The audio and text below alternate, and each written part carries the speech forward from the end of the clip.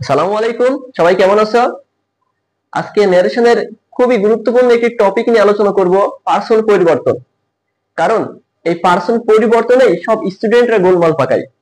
তো আশা করি এই ভিডিওটি দেখার পর তোমাদের ন্যারেশনের পার্সন পরিবর্তনে আর কোনো সমস্যা হবে না। তাহলে চলো আমরা দেখি। হ্যাঁ, আমরা যখন ন্যারেশনের পার্সন পরিবর্তন করব তখন দেখতে হবে যে রিপোর্টের স্পিচের মধ্যে কোন পার্সন আছে। তাহলে দেখো, বলা হয়েছে এখানে কি, যে যদি রিপোর্টেড স্পিচের মধ্যে ফার্স্ট পারসন থাকে তাহলে পরিবর্তন হয় কার সাথে? রিপোর্টিং ভার্বের সাবজেক্টের সাথে। তারপর দিনের বলা হয়েছে কি, রিপোর্টেড স্পিচের মধ্যে যদি সেকেন্ড পারসন থাকে তাহলে পরিবর্তন হয় কার সাথে? রিপোর্টিং ভার্বের অবজেক্টের সাথে। আর রিপোর্টেড স্পিচের মধ্যে যদি থার্ড পারসন থাকে তাহলে কোনো পরিবর্তন হয় না। তাহলে এখন দেখো, এগুলো আমরা এক্সাম্পল সহকারে বুঝবো। তাহলে চলো দেখো, এক নম্বর বলছে যে হি সেড, সে বলল, আই অ্যাম ইল, যে আমি অসুস্থ। আচ্ছা, এটা এখানে চেঞ্জ করব কিভাবে? প্রথমে কি হয়, রিপোর্টিং ভাবে সাবজেক্ট বসে, সাবজেক্ট কি হি বসে গেল, সেড বসে গেল এখানে।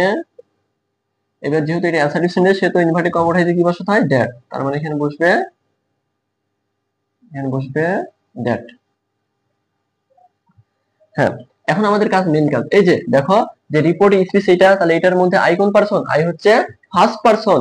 আর আমরা জানি কি, যদি রিপোর্টিং স্পিচের মধ্যে ফার্স্ট পারসন থাকে তাহলে পরিবর্তন করতে হয় কার সাথে? রিপোর্টিং ভার্বের সাবজেক্টের সাথে। তার মানে এই আই ফার্স্ট পারসন এর পরিবর্তন হবে কার সাথে? রিপোর্টিং ভার্বের কি সাবজেক্টের সাথে। আর এখানে আই আছে, পরিবর্তন হয়ে যায় কি হবে? হি। তার মানে এখানে হয়ে গেল হি। এবার টেন্স পরিবর্তন, আমরা জানি প্রেজেন্ট ইনডিফিনিট টেন্স থাকলে করতে হয় পাস্ট ইনডিফিনিটে। তার মানে এখানে আমি যারা আছে এখন ওয়াজ এর হয়ে যাবে। তার মানে এখানে হবে ওয়াজ, তারপর ইল। এই তো কত সহজেই কি আমরা পার্সনটা পরিবর্তন করে ফেললাম। এখন কথা হলো যে কি, এই যে অন্যগুলো কিভাবে পরিবর্তন করলাম, এগুলো আমাদের আরো অনেক ভিডিও আছে, ওই ভিডিও তোমরা এই নিয়মগুলো পেয়ে যাবে। এবার দেখো আরেকটা एग्जांपल দিয়ে, মনে করো যে হি সেড টু মি, সে আমাকে বলল যে you R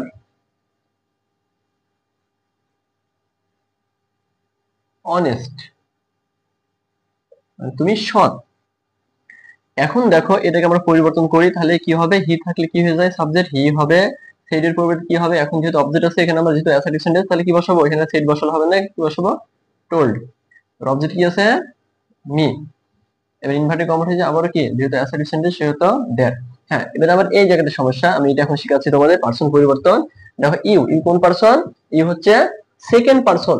R second person তাহলে কার সাথে পরিবর্তন করতে হয়? দেখো লেখা আছে কি, যে রিপোর্টেড স্পিচের মধ্যে যদি সেকেন্ড পারসন থাকে তাহলে পরিবর্তন হবে রিপোর্টিং ভার্বের কার সাথে? অবজেক্টের সাথে।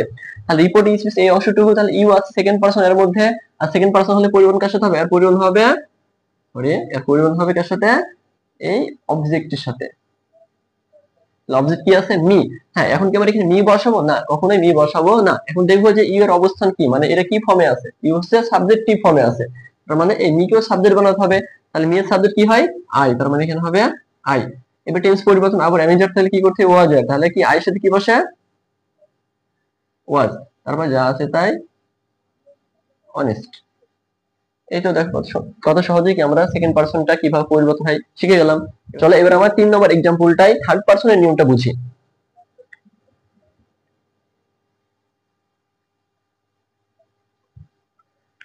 মনে করো এখানে আছে দে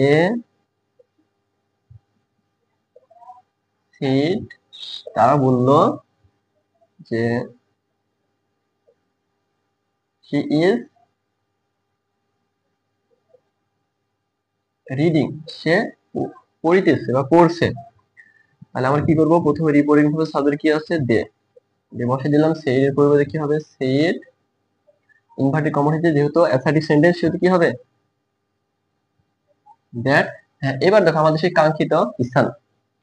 দেখো সি, সি কোন পারসন? এবার সি হচ্ছে থার্ড পারসন। আর এই রিপোর্টেড স্পিচের মধ্যে যদি থার্ড পারসন থাকে তাহলে পরিবর্তন কি করতে হয়? হ্যাঁ, পরিবর্তন করতে হয় না, মানে এর কোনো পরিবর্তন হয় না।